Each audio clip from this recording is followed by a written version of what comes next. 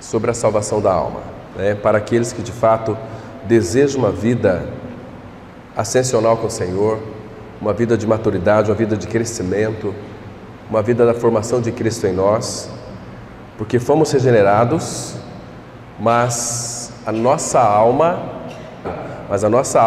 tem que ser tratada pelo antídoto da cruz. Vamos ler aqui hoje, irmãos, o texto, Romanos capítulo 12, o versículo 2, Romanos 12, 2, que diz assim a palavra: E não vos conformeis com este século, mas transformai-vos pela renovação da vossa mente, para que experimenteis qual seja a boa, agradável e perfeita vontade de Deus. Vamos orar. Nosso Pai Celestial, como somos gratos ao Senhor por mais um dia que o Senhor permite que aqui, Pai, estejamos reunidos debaixo do nome do Senhor Jesus para aprender algo mais de Ti.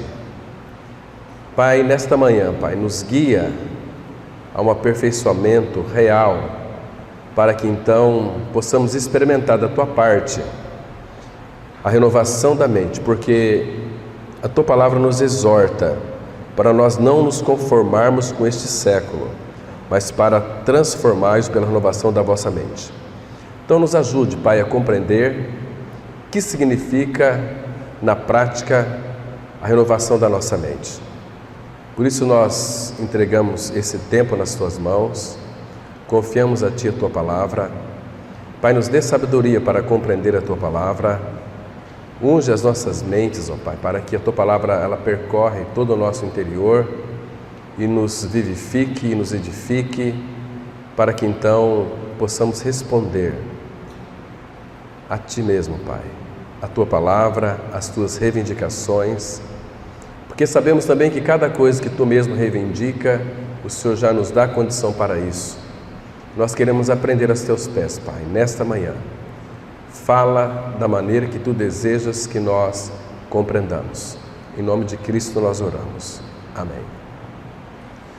Falamos domingo passado, então, que essa palavra transformai-vos, ela aparece em 3 lugares na Bíblia. Em Mateus 17, quando Jesus foi transfigurado, ali onde eles puderam contemplar toda a sua luz, toda a sua glória. Também lá em 2 Coríntios 3,18, né, que somos transformados de glória em glória na sua própria imagem.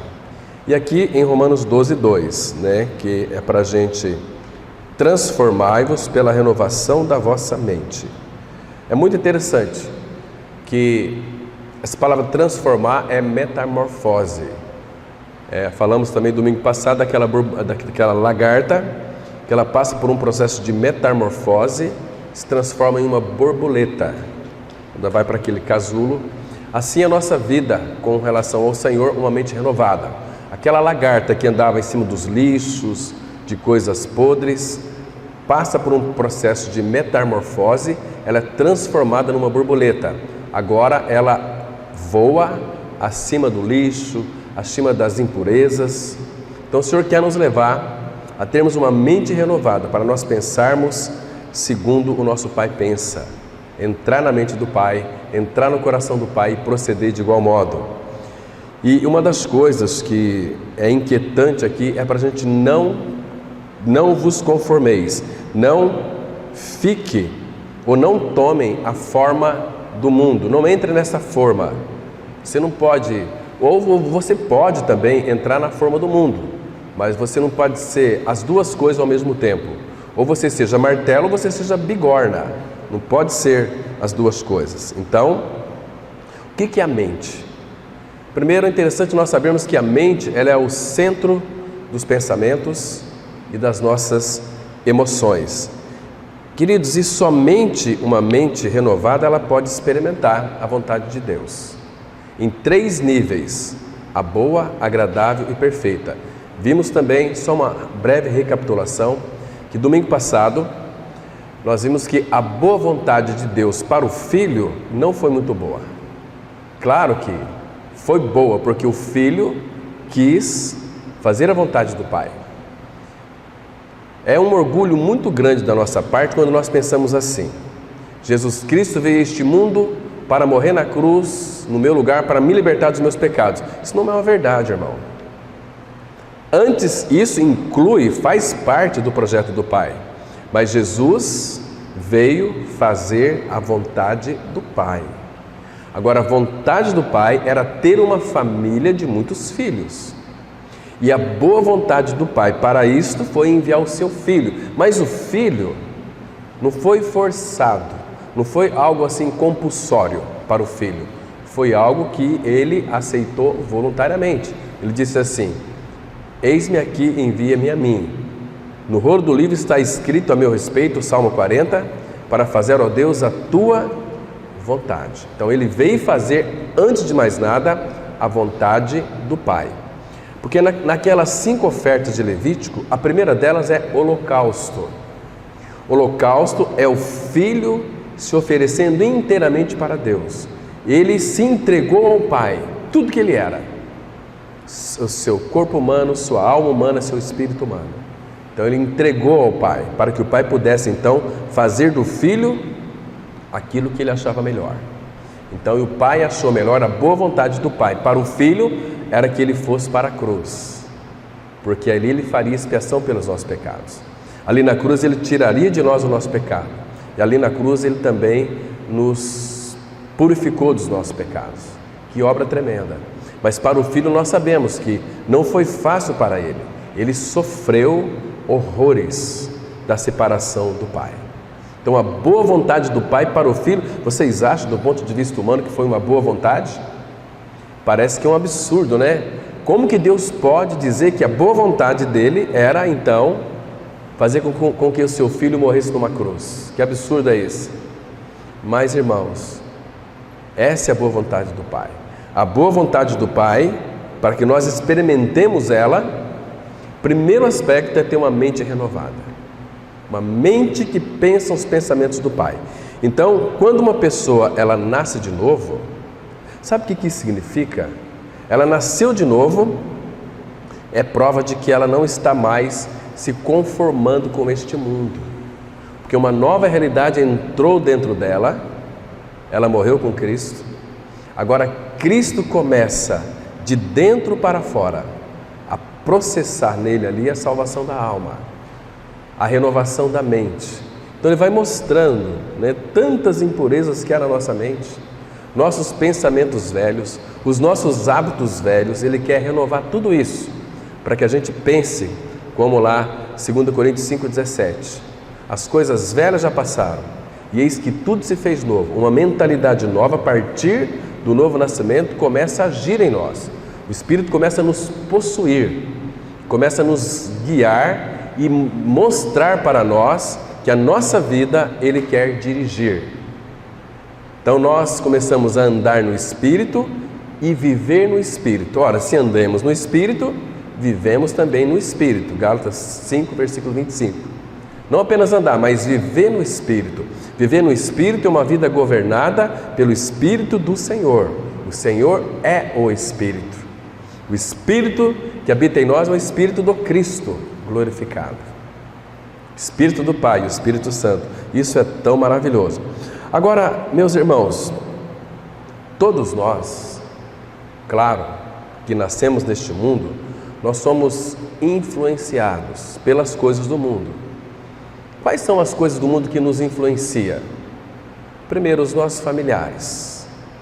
Todos nós aqui somos influenciados pelos nossos pais terrenos, nossos irmãos, nossos amigos. Todos nós somos influenciados pelas coisas do mundo, naquilo que concerne muitas vezes a uma atividade.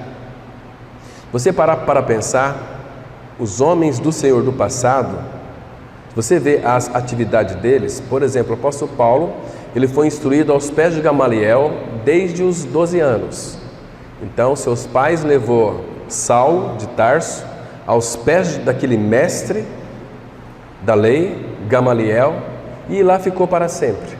Se formou aprendendo os princípios elementares da palavra de Deus do Antigo Testamento. Paulo, ele é um perito no Antigo Testamento. Ele não fazia outra coisa a não ser estudar. Mas Paulo, ele era, na sua época, um grande homem. Mas depois que ele conheceu o Senhor, tendeu a renovação da mente, passou para nós, e a gente vai ver nas suas cartas como que a mente dele funciona, a mente renovada. Você vai perceber que Paulo depois, a profissão dele era fazedor de tendas. Imagina só, um homem tão preparado, fazer tendas é um desperdício. Vou citar para nós um que é bem mais contemporâneo, Batmani, que morreu o século passado agora.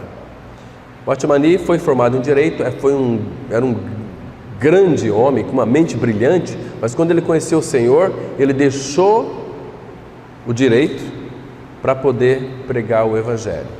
E os seus amigos, que o admiravam, diziam o seguinte: Batmani, que desperdício você deixar a tua profissão, a tua formação acadêmica, para se envolver com Bíblia, para se envolver com o negócio de Evangelho, essa coisa tão antiquada. Percebe? Então ele começou a ser um pregador da palavra e ficou 20 anos preso depois e morreu na cadeia com 48 quilos. 48 quilos. E sabe o que ele disse antes de morrer?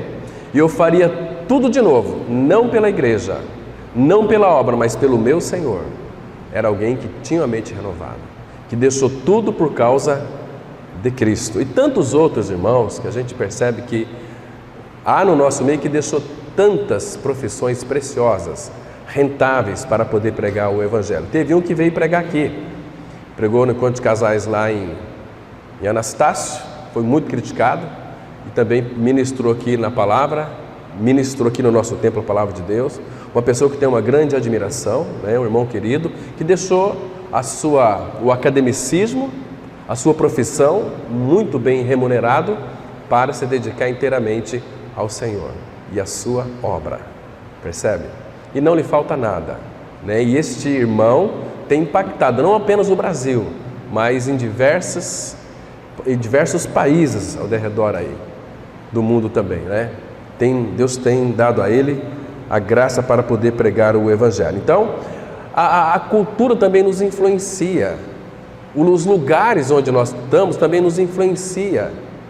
Muitas pessoas que vieram do estado de São Paulo para o Mato Grosso do Sul, que jamais iriam pensar em tomar o tereré, estão tomando tereré, tomando chimarrão e por aí vai. São influenciados pela cultura na qual vive neste meio ambiente.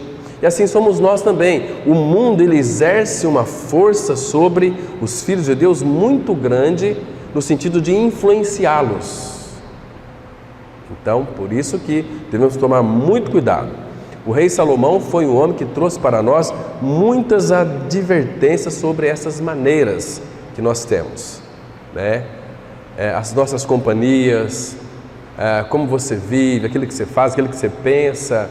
Muitas vezes é tudo influência deste mundo. Vou citar para vocês aqui 2 textos em Provérbios. Abra lá, por favor, em Provérbios, capítulo 13, versículo 20.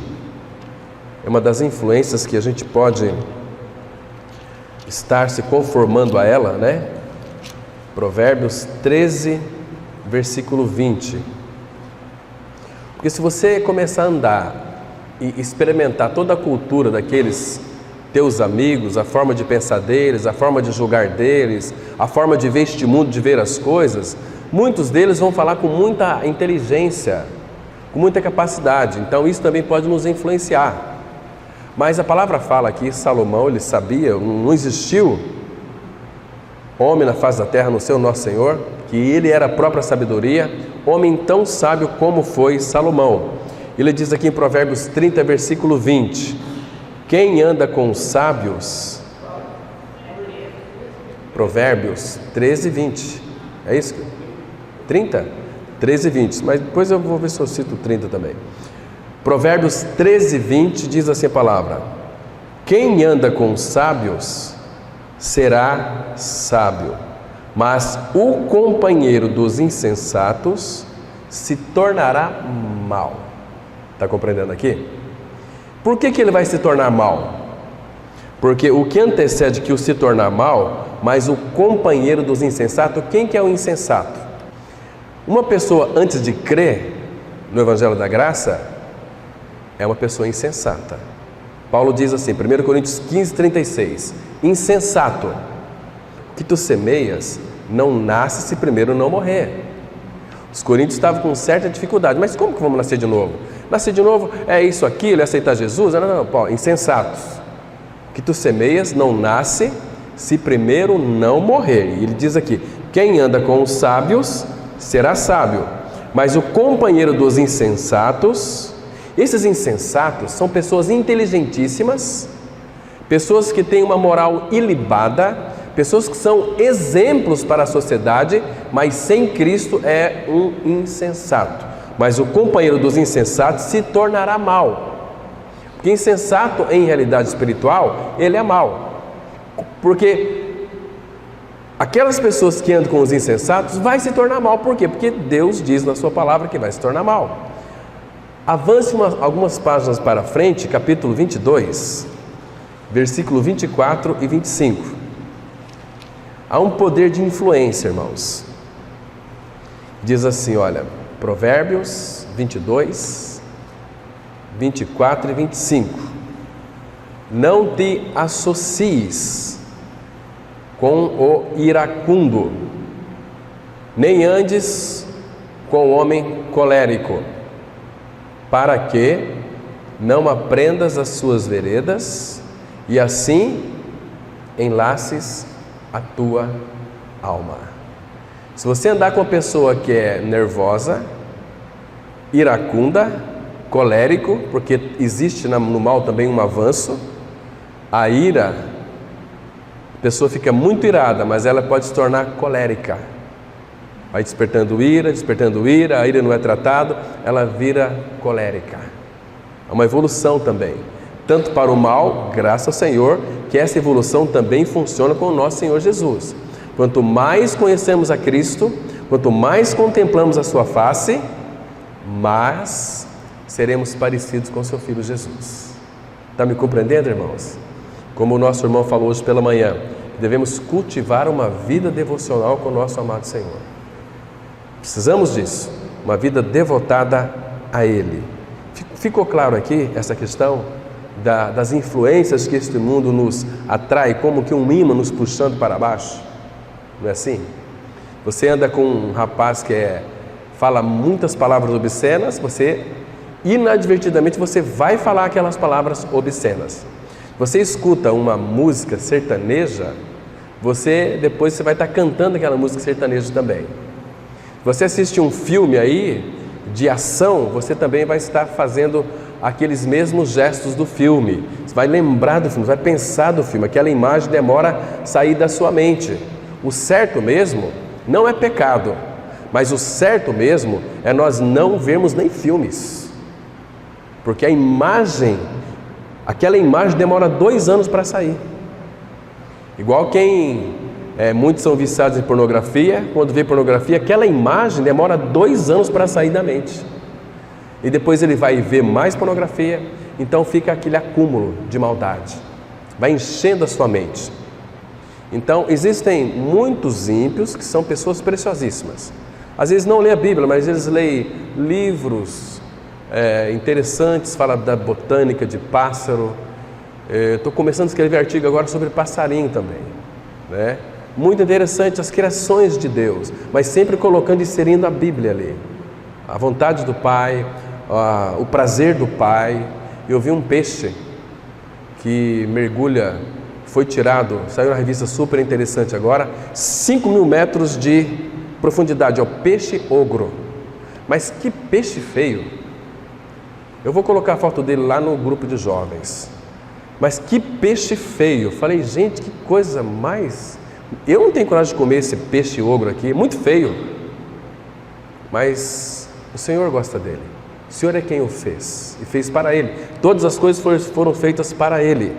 Eu acho muito feio, mas não foi feito para você, foi feito para Ele. Ele gosta, por isso que Ele criou o peixe ogro. Interessante. Mas que bichinho feio, não é assim? E assim também nós fazemos a acepção de pessoas. Nós gostamos muito daquilo que é bonito, mas os feios. Quem ama não consegue enxergar feiura nas pessoas. Quem ama vê sempre alguma qualidade, porque a mente é renovada, vê algo que pode ser acolhido. Estão me compreendendo, irmãos? E é precioso, porque o amor de Cristo em nós, ele é um imã, ele nos puxa, e puxa só tranqueira para o nosso lado, porque Jesus Cristo veio buscar tranqueira. Ele não veio buscar pessoas boas, veio buscar salvar o que se havia perdido. Ele veio nos tirar desse tremedal de lama e nos colocar os nossos pés sobre uma rocha e nos firmar os passos. Não apenas colocar ali, mas nos firmar os passos. Em outras palavras, nos ensina como andar. Então é fundamental termos uma mente renovada para a gente não perder e não apreciar as belezas que o Pai está fazendo ainda nestes dias atuais, salvando pecadores, revelando a nós a sua palavra. Quando Deus revela a nós a sua palavra, por quê? Ele não vai assim, olha, agora eu entendi a palavra. Não, agora você começou a entender quem é o Senhor. Mas você nunca vai entender inteiramente, porque como que uma pessoa igual eu e você, finita, poderá compreender aquele que é infinito? Não tem possibilidade nenhuma, né? Então, irmãos, não vos conformeis com este século, mas transformai-vos pela renovação da vossa mente. É ter uma renovação da mente diária. Como que pode processar isso na nossa vida? Sabe de que maneira, irmão? Todo dia você precisa, irmão. Você precisa, porque isso aqui, você precisa ser diligente. Agora, se você não se importar, você vai se tornar uma pessoa indolente, uma pessoa que vai depender sempre de que alguém terceirize a palavra de Deus para você, sendo que você pode buscar aos pés do Senhor toda a revelação. Quando Ele traz a revelação, Ele está trazendo a revelação dEle mesmo para nós. Você tem que ler a palavra de Deus procurando Cristo. Como André, aqueles dois irmãos encontraram o Senhor e disseram assim lá em João 1,45: achamos aquele de quem falou Moisés e os profetas, Jesus, o Cristo. Achamos. E assim, claro que, como nós vamos achar o Senhor hoje? Na sua palavra. Como podemos achar o Senhor hoje? Buscando Ele de todo o nosso coração, de toda a nossa força, de toda a nossa alma, de todo o nosso entendimento, de toda a nossa vontade. Aí Ele vai dizer o seguinte: eu serei achado de vós. Não que Ele está escondido, brincando de esconde-esconde, porque, queridos, Ele não vai se revelar a nós se nós não o desejarmos, se nós não o querermos. E quando você quer alguma coisa, você vai buscar até você encontrar. E tem crianças que, enquanto não consegue aquilo, não deixa seus pais em paz. Assim deve ser nós. Eu quero não as coisas dele. As coisas dele já é nossa. Está escrito aqui, somos herdeiros. Mas nós queremos a Ele. Senhor, eu quero a Ti. Você tem esta ânsia pelo Teu Senhor? Este anseio por Ele? Queridos, Ele se vai deixar achar quando nós buscarmos de todo o nosso coração. Então, por que renovar a mente? Sabe por quê? Tão simples. Deixa eu resumir aqui para a gente entrar no nosso estudo. Para que nós tornemos a pessoa que Deus deseja que nós sejamos. E como que o Pai, quais são os pensamentos do Pai para nós? Pensamentos de paz e não de mal. Mas que pensamentos que são esses? O Pai deseja que nós sejamos parecidos com o seu Filho Jesus. Parecido com Ele. Quando Cristo é a nossa vida, Ele é formado em nós, então nós podemos dizer que temos a mente de Cristo, ter os pensamentos de Cristo. Imagina só, nós podemos isso, irmão, com a renovação da mente. Viver neste mundo tendo os pensamentos de Cristo. Não na sua totalidade essencial. Porque Ele é Deus, nós não somos Deus. Somos pequenos Cristos. Entende? Mas podemos ter os pensamentos dEle. A sabedoria dEle manifesta em nós. Em palavras. É tão bom, irmãos, quando você está tão assim como que destruído, tão assim abalado espiritualmente. Aí você conversa com o irmão, com a irmã, que fala as palavras de sabedoria, palavras que te tocam, palavras que te fortalecem, palavras que vivificam. Por quê? que aquele irmão falou daquela maneira? Porque ele tem a mente de Cristo, ele tem a sabedoria manifesta de Cristo. Então o Pai pode usar aquela pessoa para falar conosco. Não tem muitas pessoas que não querem ser usadas pelo Senhor? Eu queria tanto saber dar uma palavra aqui, neste lugar aqui, onde está uma tristeza reinante, mas eu não consigo. Conseguir você consegue, é que falta-lhe dedicação. E o Pai tem chamado homens e mulheres que respondam a Ele. Porque, irmão, entenda uma coisa, não se iluda. Muitos querem ser usados pelo Senhor, mas não querem pagar o preço. E Deus não vai usar alguém que Ele não preparou. Ele só pode nos usar depois que Ele trabalhar em nós. Você está me compreendendo, irmãos? Fazer a obra de Deus inicialmente não é você trabalhar para Deus, é ser trabalhado por Deus, para que depois Ele possa te usar também. Estamos cansados de falar sobre Moisés, né? Moisés, Deus trabalhou na vida dele 40 anos para usá-lo depois, quando Moisés estava totalmente impossibilitado.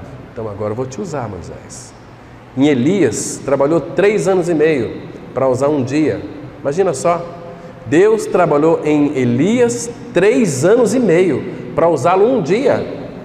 E nós nascemos de novo, já queremos ser usados pelo Senhor. Percebe, irmãos? Então, Deus é muito sério. Sabe por que Ele tem essa seriedade? Porque é o nome dEle que está envolvido. Ele não vai, irmãos, dispensar uma incumbência, tamanha responsabilidade do céu para alguém que não seja comprometido com Ele. E o Senhor sabe, com aqueles que Ele pode contar. Então nós devemos consultar o nosso coração, se Ele pode contar conosco realmente. E se nós queremos ser trabalhados por Ele, né, para que então possamos trabalhar para Ele. E Ele vai nos trabalhar da maneira que Ele quiser e quando quiser. E se quiser, de repente, Ele nos prepara 50 anos. Não vou usá-lo. Eu te preparei, mas eu não vou usar. Eu vou recolher você. Mas aquele tempo foi um tempo de aperfeiçoamento, de amadurecimento, né? Então vamos avançar aqui, irmãos, sobre a renovação da mente. A palavra de Deus, ela nos exorta a renovar a nossa mente para que não sejamos moldados ao mundo. A importância da renovação da mente é para que nós não venhamos a ter a forma deste mundo. Quando nós estamos moldados ao mundo, nós desejamos as coisas do mundo, pensamos nelas e agimos de maneira ímpia.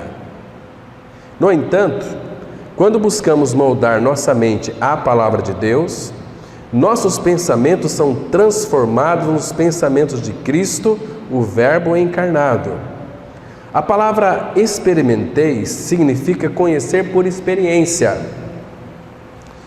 E quando Paulo fala da boa vontade de Deus, está se referindo ao propósito eterno de Deus. Deus tem uma boa vontade, que é o seu eterno propósito. Irmão, deixa eu fazer uma pergunta para você aqui, antes de nós lermos esse texto aqui. Você tem cooperado no eterno propósito do Pai? Quem aqui tem cooperado? Se nós não temos cooperado, primeiro que muitos não sabem qual é o eterno propósito de Deus. Você tem que ler Filipenses, capítulo 3. Aliás, lê toda a carta, pelo menos umas 200 vezes, para você começar a ter vislumbres do eterno propósito do Pai, que é o pagar o preço. E Deus, Ele deseja encontrar um testemunho que trabalhe com Ele na realização, na concretização do seu eterno propósito. Qual é o eterno propósito do Pai, irmãos? É que todas as coisas sejam congregadas a Cristo. Então, qual que é a função da igreja hoje? De uma igreja que é amadurecida, de uma igreja adulta. A igreja adulta, ela irá trabalhar na consumação do eterno propósito do Pai. De que maneira? Primeiro, orando: Senhor, traz direção do teu eterno propósito para a nossa Assembleia. Segundo, Pai, me torna apto, mas isso tem que ser um anseio do nosso coração, porque muitos querem, mas em realidade não querem. Senhor, eu quero ser um cooperador do teu eterno propósito. Então Ele vai poder te usar, Ele vai lhe preparar e vai lhe usar na consumação do teu eterno propósito. Você vai ser um coparticipante, você vai sofrer bastante, mas vai ter muitos galardões. Você vai reinar com Cristo, mas você vai trabalhar na conclusão do eterno propósito dele. E o eterno propósito do Pai vai se consumar, porque Ele diz que vai, os planos dele não podem ser frustrados. Nós vamos tratar também, irmãos, na salvação da alma, sobre o seu eterno propósito, para nós vermos quão gracioso é esse eterno propósito. E se nós nos distrairmos de Cristo, Ele não vai encontrar em nós uma cooperação na execução do seu eterno propósito. Então Ele vai chamar outras pessoas. Estão me compreendendo? Então, e um dos seus propósitos é que Cristo seja tudo em todos. Mas para que Ele seja tudo em todos, o Pai vai formar o Filho dele em nós. Então nós temos aqui agora Romanos 8, 29. Vamos ler aqui na Bíblia, Romanos 8, 29, que diz assim: porquanto aos que de antemão conheceu, também os predestinou para serem conformes à imagem de seu Filho, a fim de que ele seja o primogênito entre muitos irmãos. Propósito do Pai, nós somos predestinados. Queridos, existe uma doutrina da predestinação que não é bíblica, que muitos asseveram, que Jesus morreu somente pelos eleitos. Jesus não morreu somente pelos eleitos. Ele morreu, 1 João 2,2, ele fez propiciação pelos nossos pecados, não somente dos nossos pecados, mas também pelo do mundo inteiro. É que o mundo inteiro não vai ser salvo. O que vai ser salvo é 99,5% que vai ser salvo. Porque o mundo não quer o Senhor. O mundo criou as suas próprias ideologias, criou seus próprios conceitos, criou a sua própria maneira de se relacionar com Deus, criando deuses segundo o seu próprio conceito. É um Deus de amor, é um Deus que eu não vou para o inferno jamais, porque eu não roubo, eu não mato, eu não fumo, não prostituo, então eu pago as minhas dívidas, então eu vou morrer, Deus vai me dar um bom lugar lá para mim no céu. Não vai, irmão. Primeiro que para entrar é necessário o novo nascimento. Jesus disse em João 3,3: aquele que não nascer de novo não pode. Tem um irmão muito querido que está afirmando que tem que pregar outras coisas, porque novo nascimento só tem 2 versículos que fala na Bíblia, segundo o entendimento dele, só em João 3, versículo 3 e o versículo 7. Isso não é verdade. Novo nascimento já começa em Gênesis 3,15 e percorre toda a Bíblia. Em Ezequiel 36, 26, tirarei de vós coração de pedra, vos darei um coração novo. Isaías, todo o livro do profeta Isaías, a partir do capítulo 6, não fala de outra coisa a não ser de novo nascimento. Profeta Jeremias não fala de outra coisa a não ser novo nascimento, né?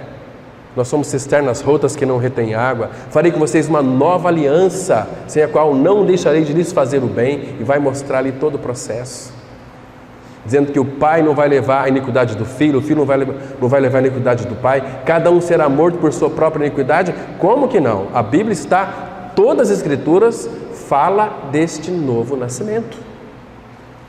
Mas o novo nascimento não é tudo, irmãos, é apenas o começo da vida cristã. Sabe como é que Paulo define isso lá em Gálatas? Gálatas 1,16, Cristo revelado. Gálatas 2,20, Cristo vivendo. E Gálatas 4,19, Cristo sendo formado em nós. Então, a vida cristã é uma vida de progresso espiritual, é uma vida ascensional.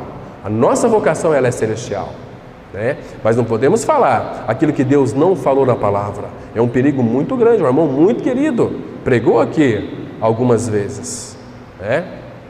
Então, um cuidado, os extremos são terríveis, temos que tomar muito cuidado com extremos. Mas aqui, a nossa predestinação aqui, olha só, também os predestinou para, não foi aqui, para a predestinação. A predestinação veio antes. Predestinados para o quê? Para serem conformes à imagem de seu Filho. O que ele está dizendo aqui?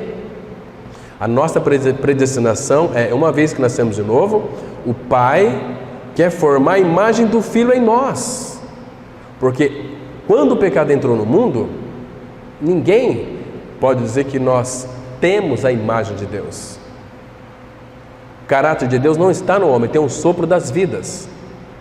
O homem na queda, ele perdeu a imagem de Deus. Nós somos feitos imagem e semelhança de Deus em Adão, mas essa imagem foi perdida, né?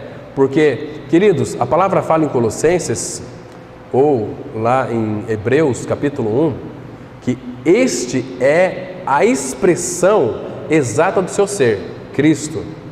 Em Colossenses 1 vai dizer o seguinte, que Jesus, este é a imagem invisível de Deus. Então eu só posso afirmar que eu tenho a imagem de Deus em mim é quando eu tenho Cristo. E para ter Cristo eu tenho que crer na minha morte e ressurreição com Ele. Senão não tem como Ele ser a minha vida. Não tem possibilidade. E se Cristo não é a minha vida, eu tenho a imagem dos meus pais, Adão e Eva. Vocês estão me compreendendo? Então aqui, a nossa predestinação é para serem conformes à imagem de seu Filho, a fim de que ele seja o primogênito entre muitos irmãos. Então, irmãos, como é que Deus vai nos conformar à sua própria imagem? Como que Deus vai nos conformar no sentido aqui do Filho? João Batista nos deu uma dica para nós. Lembra que ele escreveu lá em João 3, versículo 30? Ele diz assim, convém que ele cresça e que eu diminua. Como que o Pai vai formar a imagem do Filho em nós? É eu, pelo trabalho da cruz, pelas circunstâncias, ele vai me abatendo. Ele não vai destruir a sua personalidade. Deus quer que a sua personalidade fique quietinha, tranquila. Deixa Ele fazer a obra. É não mais eu, mas Cristo. Não mais eu, não é mais você, é Cristo. Mas nós queremos estar em evidência. Não é assim? Por isso que nós sofremos tanto, irmãos. Deixa Ele fazer, porque Ele é Deus, Ele sabe. Ele quer que nós apenas respondamos a Ele. Senhor, estou aqui. Senhor, sim, Senhor. Olha, vai lá, sim, Senhor. Então, quando é para você falar, Ele fala, você vai falar agora. Sim, Senhor, você vai falar cheio do Espírito, com a intrepidez do Espírito, com a dicção do Espírito, com a oratória do Espírito, que todos vão compreender o que você vai falar, né? Então Ele vai fazer exatamente isso, convém que Ele cresça. Então temos que esquecer de nós.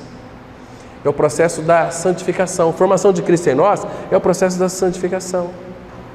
Lá em Hebreus 2,11 a Bíblia diz assim, pois tanto o que santifica, Ele é o santificador, Jesus, como os que são santificados, nós, todos vêm de um só. E como que nós vamos ser santificados? Convém que Ele cresça, Ele é santo, e eu diminua. Convém que Cristo cresça, e você e eu desapareça. Aí sim que funciona as coisas. Muito legal. Porque, irmãos, nós temos uma tendência de querer sermos os mestres, né? Nós sabemos de Bíblia, a minha visão é essa aqui. Não. Você sabe qual que é o nosso maior privilégio? Lembra lá de Mateus 23? Vamos lá para ler esse versículo. Mateus 23, verso 8. Temos uma declaração tão preciosa aqui.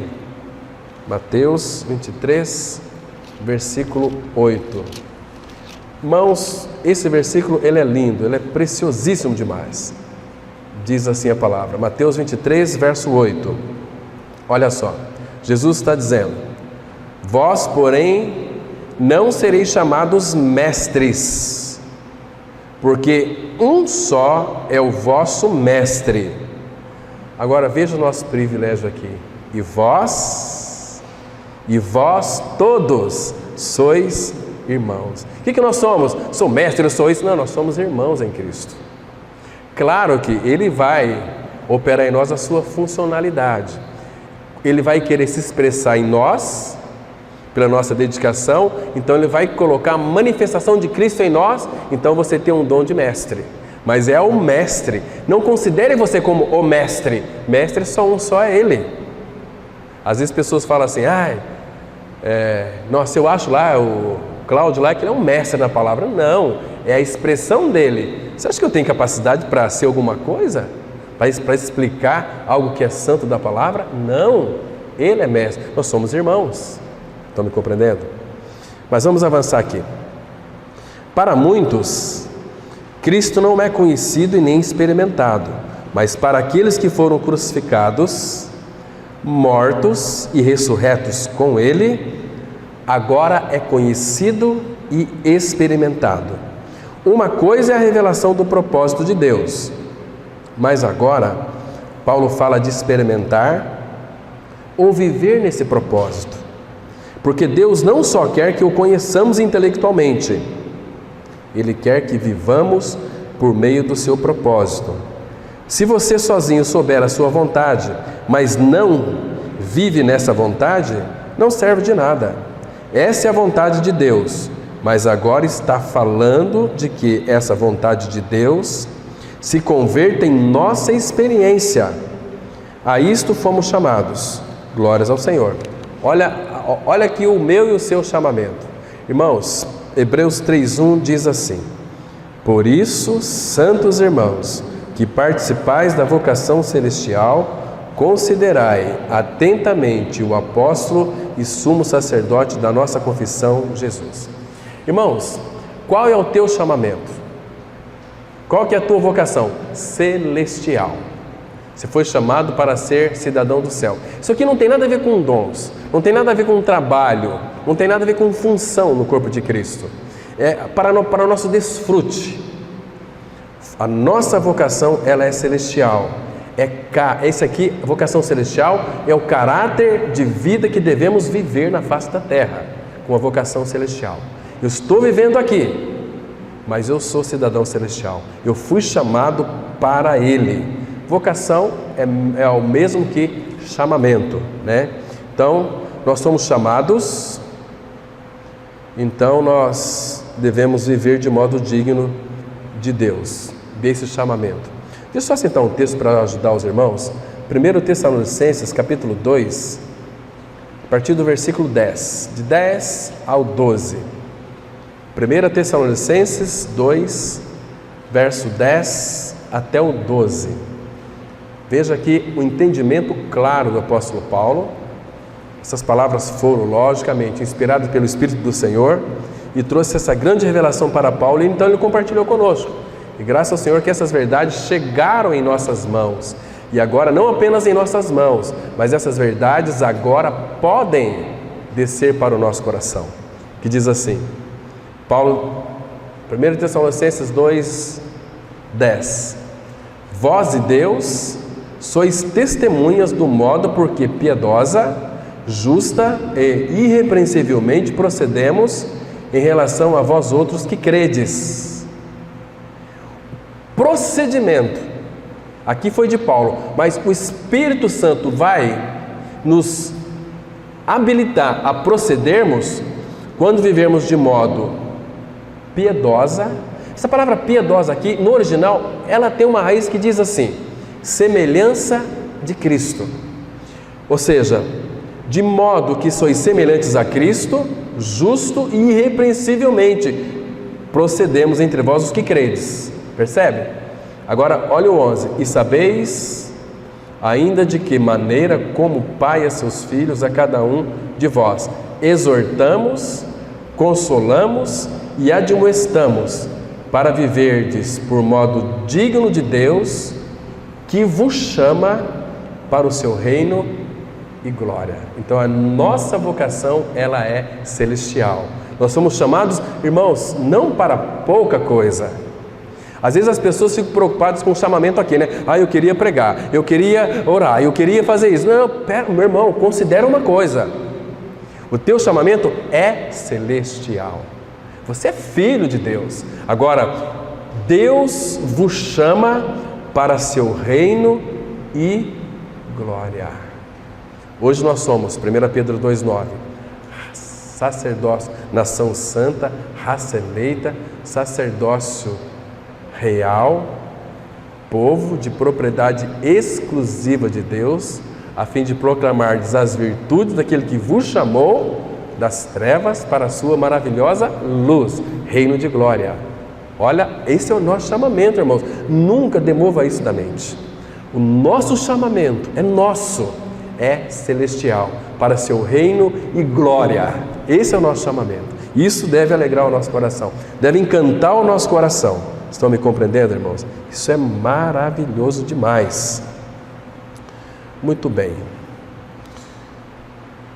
O homem natural se deixa levar pelos desejos naturais, os desejos da carne, mas a Bíblia nos diz que devemos deixar que o nosso espírito seja superior à concupiscência da nossa carne.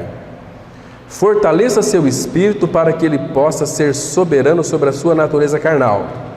Fortalecer o espírito é o exercício de se comprometer em ter vida devocional e substituir os velhos hábitos da carne por novos hábitos do Espírito. Então, Paulo escreve aqui uma experiência linda também, aquilo que concerne a sua renovação da mente, porque nós temos que perder algumas coisas para ter a mente renovada. E Paulo fala aqui, Filipenses 3,13: Irmãos, quanto a mim, não julgo havê-lo alcançado, mas uma coisa faço, esquecendo-me das coisas que para trás ficam e avançando para as que diante de mim estão. É aquele mesmo texto, 2 Coríntios 5,17. Se alguém está em Cristo, é uma nova criação. As coisas velhas já passaram, eis que tudo se fez novo. Tudo envolve até os nossos hábitos de pensar, mas tem que ser renovados. Amados, quando o Senhor Jesus Cristo disse lá em Lucas 9,23, se alguém quiser vir após mim, a si mesmo se negue, dia a dia tome a sua cruz e siga-me. Quando uma pessoa é chamada pelo Senhor para seguir o Senhor, se você quiser seguir o Senhor, você tem que sentar primeiro e avaliar e calcular o custo disso. Não vai indo aí metendo a cara. Avalie primeiro. Senta, ore, avalie o custo desse preço. Se você está seguindo ao Senhor, você não vai ficar contemplando aquelas coisas que ficou para trás, não. Deixa eu citar para vocês um exemplo aqui. Abra sua Bíblia, por favor, lá em Lucas capítulo 9. Lucas 9, versículo 57. Vamos verificar aqui o custo que é. Lucas 9, 57. Porque pensando que para seguir a Cristo tem que ser provado por Cristo, se vai querer seguir Ele ou não. Muitos queriam seguir a Cristo, mas Jesus colocou todos à prova, né? Olha só, Lucas 9, a partir do verso 57, que diz assim a palavra: Indo eles caminho fora, alguém lhe disse, olha que espiritualidade linda aqui, né? Seguir-te-ei para onde quer que fores. Mas Jesus lhe respondeu: Meu amigo, as raposas têm seus covis, e as aves do céu ninhos, mas o Filho do Homem não tem onde reclinar a cabeça. A outro disse Jesus: Segue-me. Ele, porém, respondeu: Permite-me ir primeiro sepultar meu pai. Mas Jesus insistiu: Deixa aos mortos ou sepultar os seus próprios mortos. Tu, porém, vem e prega o reino de Deus. Outro lhe disse: Seguir-te-ei, Senhor, mas deixa-me primeiro despedir-me dos de casa. Mas Jesus lhe replicou: olha o que ele disse aqui: Ninguém que, tendo posto a mão no arado, olha para trás, é apto para o reino de Deus. Então, avalie o custo, irmão. Não é brincadeira. Cristianismo, para viver cristianismo, é impossível. É possível quando Cristo é a nossa vida e a gente possa responder a Ele.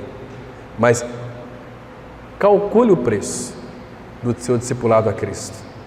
Você quer segui-lo mesmo? Então é um custo aqui. Quem põe a mão no arado e olhar para trás não é apto. Quem põe a mão no arado tem que assumir o risco que o arado faz. Entende? Mas é uma cooperação, porque quem puxa o arado é o cavalo. Nós tínhamos no sítio aquele arado, né? Era um triângulo assim, tinha que fincar na terra e o cavalo, a mula puxava, o cavalo puxava, mas nós tínhamos que... É assim também é no reino. A graça coopera conosco. O Senhor nunca vai fazer diferente, irmãos. Tem um pessoal que fala assim, nós estamos na graça. Meu irmão, é graça. Não, é graça sim, mas uma graça que coopera. A graça nos faz suar. Estão me compreendendo? Então, esquecendo-me das coisas que para trás ficam e avançando para as que diante de mim estão. Quando dizemos que executamos algo, usamos a chamada voz ativa. Eu faço, eu atuo. Quando digo que eu recebo sobre mim a ação de outro, então usamos a voz passiva. Mas o grego tem uma terceira voz, a voz média. Qual é esta? Quando eu quero dizer que faço algo e simultaneamente que outro o faz também em mim, quer dizer, a ação eu executo e ao mesmo tempo outro a executa sobre mim.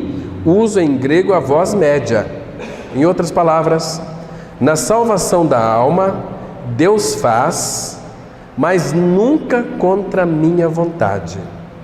É quando eu me rendo, então Deus pode me salvar. Você está me compreendendo aqui? Salvação da alma, que envolve também uma mente renovada. Então, essa voz média, eu faço, mas outro faz em mim. Isso é muito interessante, irmãos. Vamos ler aqui na linguagem de hoje, Filipenses 1, versículo 6, que diz assim: pois eu estou certo de que Deus, que começou esse bom trabalho na vida de vocês, vai continuá-lo até que ele esteja completo no dia de Cristo Jesus. E quando que esse trabalho será completo em nós? Quando ele tiver em nós a formação do seu Filho, em nós. Quando nós nos parecermos com Cristo. Interessante. Quer dizer que tem que ser uma pessoa muito sisuda, não pode mais brincar? Pode brincar. Mas eu penso que Jesus era uma pessoa que brincava muito. Mas eram brincadeiras muito saudáveis. Brincadeiras que não machucavam ninguém. Eu penso também que, será que Jesus competia com seus discípulos? Talvez ele competia. Mandava um discípulo ficar lá e outro aqui ficar jogando aqueles frescobol, que não tem competição. Pega aí, pegou, não deixa cair, caiu, tudo bem, não tem problema, joga de novo. Às vezes você vai na praia e vê aqueles casal jogando frescobol, né? Não tem competição. Um joga, pega, pegou, joga de novo. Brincadeira saudável, não tem competição, né? Simples, uma brincadeira tão divertida, tão gostosa, tão maravilhosa. Estão me compreendendo? Então aqui as pessoas querem logo ficar preocupadas com o fazer, né? Lá em João 6, 28 e 29. Senhor, que faremos? Que faremos para herdar a vida eterna? Que faremos para herdar? Que faremos? Faremos para realizar as obras de Deus. Jesus respondeu: a obra de Deus é esta, que creiais naquele que por eles foi enviado. A obra de vocês é crer em mim. Se vocês crerem em mim, diz o nosso Senhor, com o tempo eu vou fazer através de vocês. Estão me compreendendo? Então isso é muito importante, porque a transformação, o processo pelo qual nos convertemos de um nada à glória dos filhos de Deus, é um processo que Deus faz, mas no qual nós também temos uma parte. Temos uma parte. Por isso, usa-se a voz média. Eu fazendo, mas na suficiência dele. Estou lembrando de um versículo aqui, deixa marcado aí. Abra em Filipenses capítulo 2, versículo 12 e 13. Filipenses 2, 12 e 13. Nós vamos fazer, mas quem vai fazer é Ele. Diz assim a palavra. Filipenses 2, 12 e 13. Assim, pois, amados meus, como sempre obedecestes, resposta ao Senhor, não só na minha presença, porém muito mais agora na minha ausência. Desenvolvei, a palavra desenvolver aqui é crescei, é progredir. Desenvolvei a vossa salvação com temor e tremor. Salvação de quê? Da alma.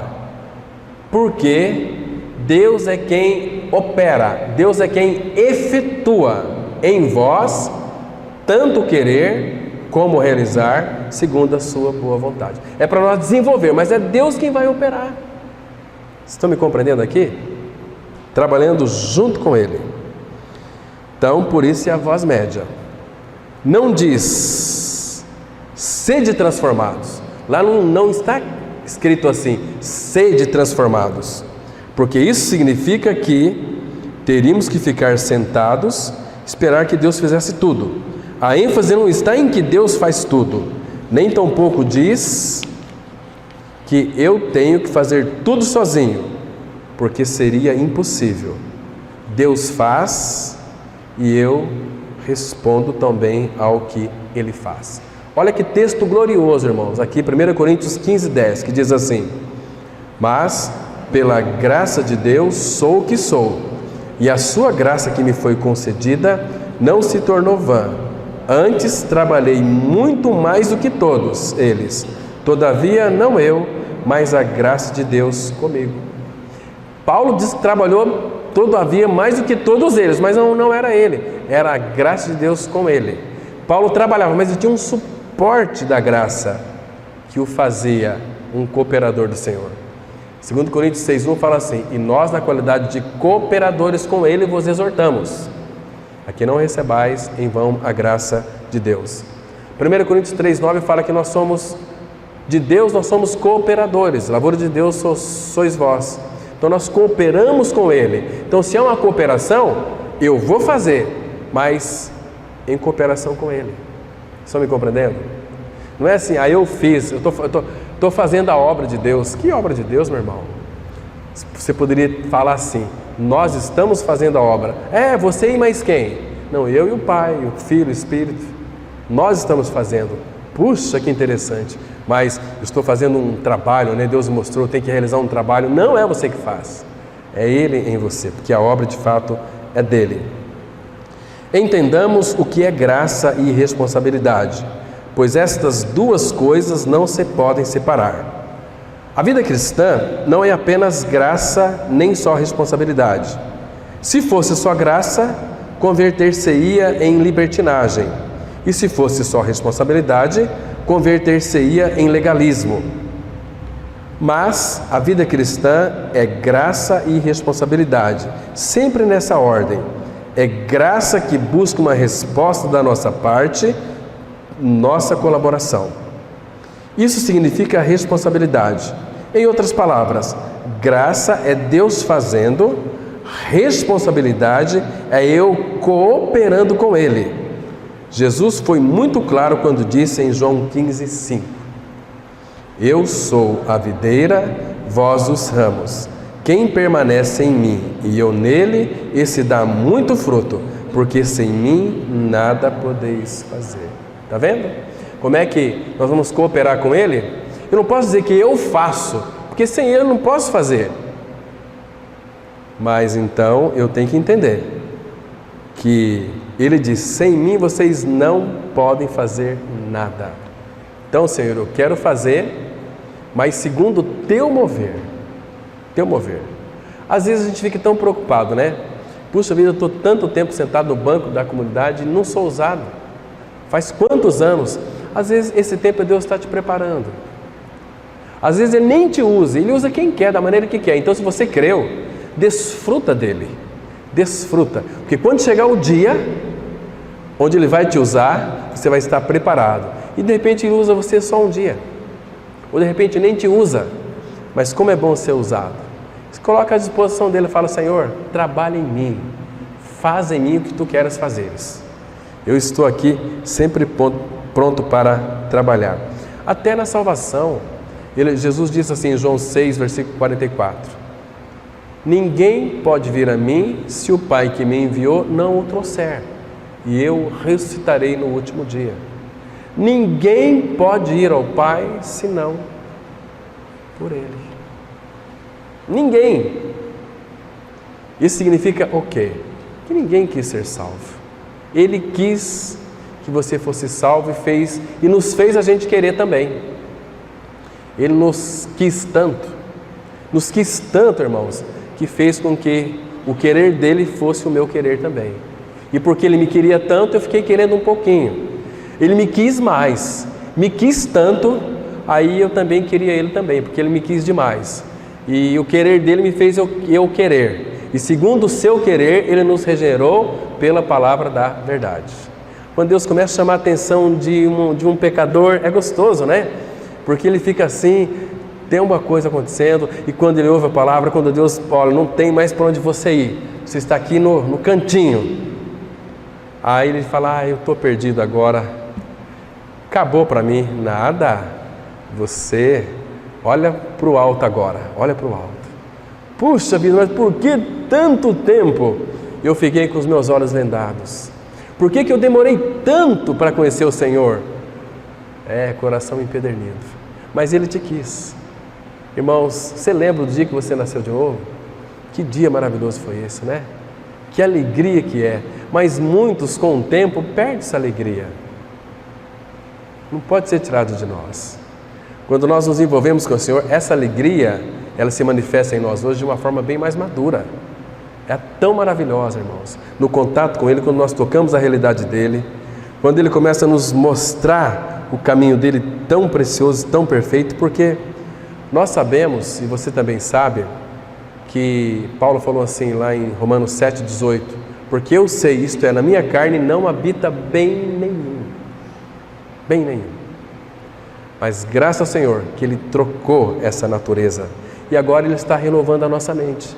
Porque Ele quer que a gente experimente a boa vontade dEle, a agradável e a perfeita vontade dEle. Será possível que eu seja transformado em minha mente? Se observarmos a nossa vida cristã, não parece que todo esse assunto é muito lento? Não nos parece que não mudamos nunca? E que passam os anos e os mesmos enganos, fraquezas e fracassos seguem ali? Pois a maioria de nós avançamos lentamente, mas eu creio que Deus quer e que é a sua vontade que sejamos transformados à imagem de seu Filho Jesus Cristo. Creio porque está escrito, e Deus não pode mentir, porque para isso nos criou, para isso nos predestinou, e é por isso que queremos. Você quer mudar e quer ser diferente porque você não é bom. Isso não nasceu de você. Deus o plantou em seu coração. É o desejo de Deus que arde em nós porque somos seus filhos. Eu queria tanto mudar. Não, você não quer mudar. Isso foi plantado no seu coração. Então, você se rende a Ele, Ele começa a transformar a sua mente. Irmãos, porque quando nós nascemos de novo, nós somos feitos filhos de Deus. O que nós somos hoje? Filhos. O que nós vamos ser amanhã? Filhos. É exatamente o que esse versículo vai dizer aqui, 1 João 3,2, que diz assim: Amados, agora somos filhos de Deus, e ainda não se manifestou o que haveremos de ser. Sabemos que, quando Ele se manifestar, seremos semelhantes a Ele, porque haveremos de vê-lo como Ele é.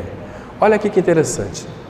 Somos filhos de Deus, e ainda não se manifestou o que haveremos de ser. O que nós vamos ser? Filhos. O que somos hoje? Filhos. Nós somos chamados de filhos, tequinós, para sermos filhos ruiós, filhos maduros. Mas para isso envolve a renovação da nossa mente.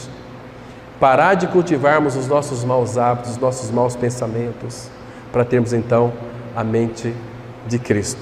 E não vos conformeis com este século, mas transformai-vos pela renovação da vossa mente, para que experimenteis qual seja a boa, agradável e perfeita vontade de Deus. Amém? Vamos orar. Pai, mais uma vez, graças te damos, porque temos essa liberdade de abrir as Escrituras, meditar nela. Teu Espírito, Pai, continue operando em nós, renovando as nossas mentes, possamos, ó Pai, responder à voz do Teu Espírito. Ele não é apenas o Espírito regenerador, mas o renovador. Por isso, Pai, queremos experimentá-lo em realidade espiritual, na nossa prática.